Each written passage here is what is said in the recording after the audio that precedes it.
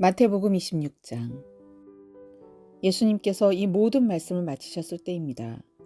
예수님께서 제자들에게 말씀하셨습니다. 너희도 알다시피 이틀 뒤가 유월절이다. 그때 인자는 넘겨져 십자가에서 죽을 것이다. 그때 대제사장과 장로들이 가야바라고 하는 대제사장 공관에 모였습니다.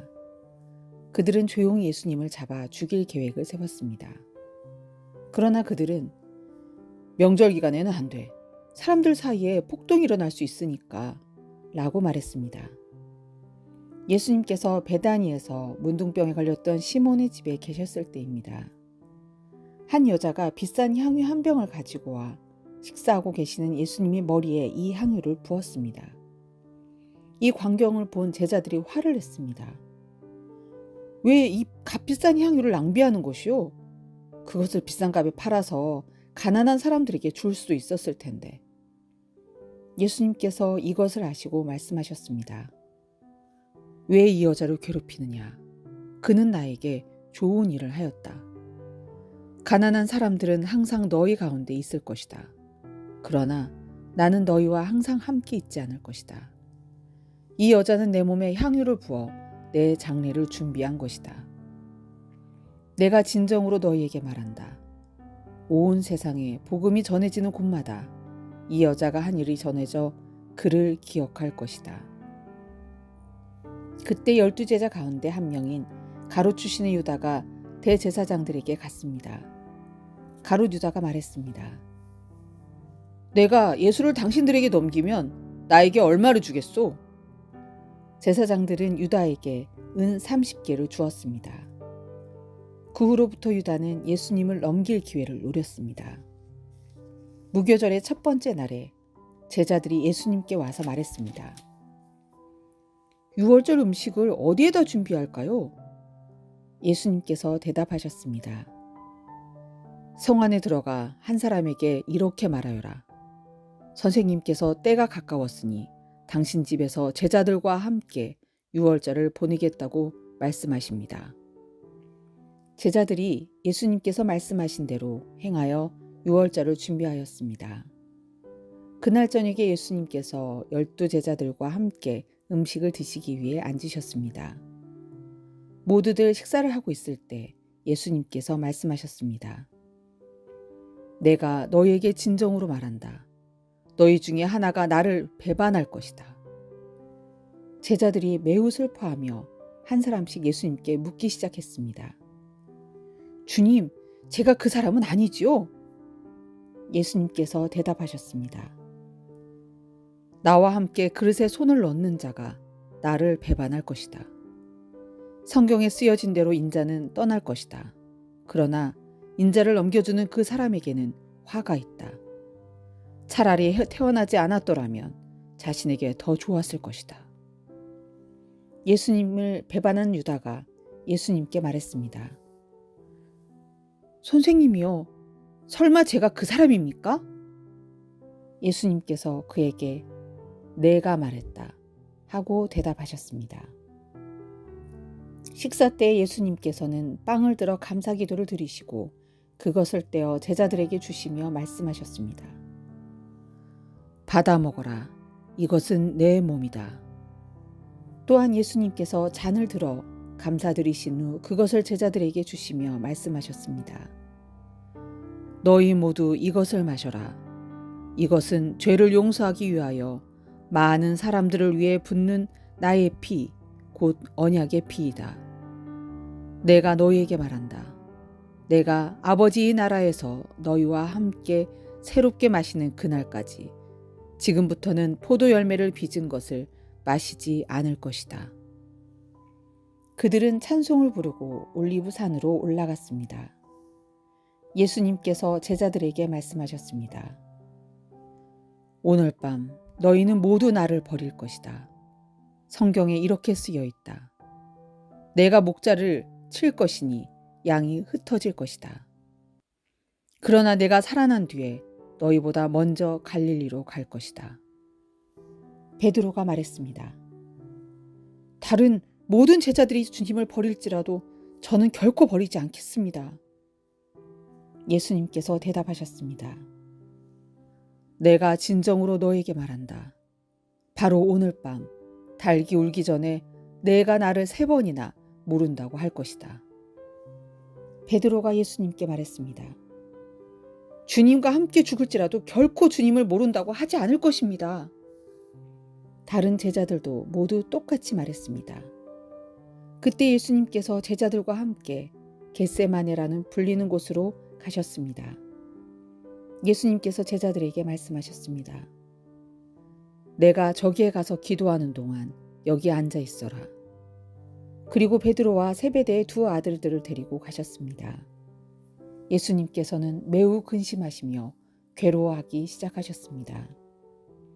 예수님께서는 세 제자에게 말씀하셨습니다. 내 마음이 괴로워 죽을 지경이다. 여기서 머무르며 나와 함께 깨어 있어라. 그리고 나서 약간 떨어진 곳으로 가서 머리에 땅을 대고 기도하셨습니다.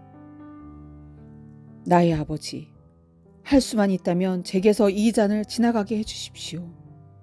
그러나 내 뜻대로 하지 마시고 아버지의 뜻대로 하시길 원합니다. 기도하신 후 제자들에게 오셔서 제자들이 자고 있는 것을 보시고 베드로에게 말씀하셨습니다. 너희들은 1시간도 나와 함께 깨어 있을 수 없느냐? 깨어서 너희가 시험에 빠지지 않도록 기도하여라. 영은 원하지만 육체가 약하구나. 예수님께서 다시 가셔서 2번째 기도를 하셨습니다. 나의 아버지시여, 이것이 제게서 지나갈 수 없고 제가 마셔야만 한다면 아버지의 뜻대로 되기를 기도합니다. 그리고 나서 다시 제자들에게 가셔서 제자들이 자고 있는 것을 보셨습니다. 그들은 너무 졸렸던 것입니다. 그래서 예수님께서는 제자들을 놔두고 다시 3번째로 기도하셨습니다. 예수님께서는 같은 기도를 한 번 더 하셨습니다. 그 다음에 예수님께서 제자들에게 돌아오셔서 말씀하셨습니다. 아직도 자고 있고 쉬고 있느냐? 보아라. 때가 가까이 왔다. 인자가 죄인들의 손에 넘겨진다. 일어나라 가자. 나를 배반한 사람이 가까이 오고 있다. 예수님께서 말씀하시는 동안 12제자 가운데 하나인 유다가 왔습니다. 대제사장과 백성들이 장로들이 보낸 많은 사람들이 칼과 몽둥이를 들고 유다와 함께 왔습니다. 예수님을 배반한 유다가 이들에게 내가 입맞추는 사람이 바로 그 사람입니다. 그를 잡으시오. 라며 신호를 정해 주었습니다. 곧바로 유다는 예수님께 가서 말했습니다. 선생님, 안녕하십니까? 그러면서 입을 맞추었습니다. 예수님께서 친구여, 무엇하러 여기에 왔느냐? 하고 묻자 사람들이 와서 예수님을 붙잡았습니다. 그러자 예수님과 함께 있던 제자 중 한 사람이 칼을 뽑았습니다. 그리고 대제사장의 종에게 칼을 휘둘러 그 종의 귀를 잘랐습니다. 예수님께서 그에게 말씀하셨습니다. 칼을 도로 제자리에 꽂아라. 칼을 쓰는 사람은 칼로 죽을 것이다. 너는 내가 내 아버지께 말씀드리면 즉시 12군단을 넘는 천사들을 보내주실 것을 생각하지 못하느냐. 그러나 만일 그렇게 하면 이 일이 반드시 일어난다고 한 성경 말씀이 어떻게 이루어지겠느냐. 그리고 나서 예수님께서 사람들에게 말씀하셨습니다. 너희는 마치 강도를 잡을 것처럼 칼과 몽둥이를 가지고 왔구나. 내가 성전에 앉아 매일 가르쳤지만 너희는 나를 잡지 않았다. 이 모든 것은 예언자의 글을 이루기 위해 일어난 것이다. 그때 모든 제자들이 예수님을 버리고 도망갔습니다. 예수님을 잡은 사람들이 예수님을 대제사장 가야바에게로 끌고 갔습니다. 거기에는 율법학자들과 장로들이 모여 있었습니다. 베드로가 예수님과 멀찍이 떨어져 따라가 대제사장의 공관 마당에 들어갔습니다. 그리고 결과를 보려고 경비원들 틈에 끼어 함께 앉았습니다. 대제사장들과 전체 의원들이 예수님을 죽이기 위해 예수님을 고소할 거짓 증거들을 찾으려고 하였습니다. 많은 거짓 증인들이 나왔으나 아무 증거도 얻지 못하던 중 마침내 2 사람이 나왔습니다. 이들은 이 사람이 나는 하나님의 성전을 헐고 그것을 3일 만에 다시 세울 수 있다라고 말했습니다. 라고 증언했습니다. 대제사장이 일어서서 예수님께 물었습니다. 당신은 아무 대답도 하지 않겠소? 이 사람들이 당신에게 불리한 증언을 하는 것에 대한 당신의 답변은 무엇이오? 그러자 예수님께서는 아무것도 말씀하시지 않았습니다. 다시 대제사장이 예수님께 물었습니다. 내가 살아계신 하느님께 맹세하고 당신에게 명령하니 우리에게 말하시오. 당신이 하나님의 아들 그리스도요? 예수님께서 대답하셨습니다. 내가 말했다. 그러나 내가 너희에게 말한다. 이제 이후로 인자가 전능하신 자의 오른쪽에 앉아 있는 것과 하늘 구름을 타고 오는 것을 볼 것이다. 그러자 대제사장이 자기 옷을 찢으며 말했습니다. 이 사람이 하나님을 모독했다. 더 이상 증인이 필요 없다. 여러분 모두가 이 사람이 하나님을 모독하는 것을 들었다. 어떻게 생각하는가? 사람들이 대답했습니다. 죽어 마땅합니다.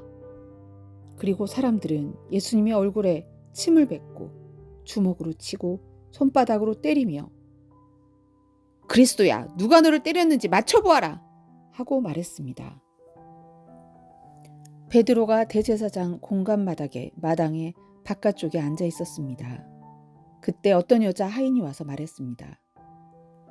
당신도 갈릴리 사람 예수와 함께 있었지요? 그러자 베드로가 당신이 무슨 말을 하는지 모르겠소 라며 모든 사람들 앞에서 그렇지 않다고 말했습니다. 베드로가 대문 있는 데로 나가자 다른 여자 하인이 거기 있던 사람들에게 말했습니다. 이 사람은 나사렛 예수와 함께 있던 사람이에요. 또다시 베드로는 나는 그 사람을 모릅니다. 라고 맹세를 하며 그렇지 않다고 말했습니다. 잠시 후 서 있던 어떤 사람들이 베드로에게 가서 말했습니다. 분명히 너는 그들과 한패다. 내 말씨를 보니 틀림없어. 그러자 베드로는 저주를 하며 맹세하였습니다. 나는 저 사람을 모릅니다. 그러자 바로 닭이 울었습니다. 베드로는 지난번 예수님께서 자기에게 하신 말씀이 기억났습니다. 닭이 울기 전에 너는 나를 3번이나 모른다고 할 것이다. 베드로는 밖으로 나가 몹시 울었습니다.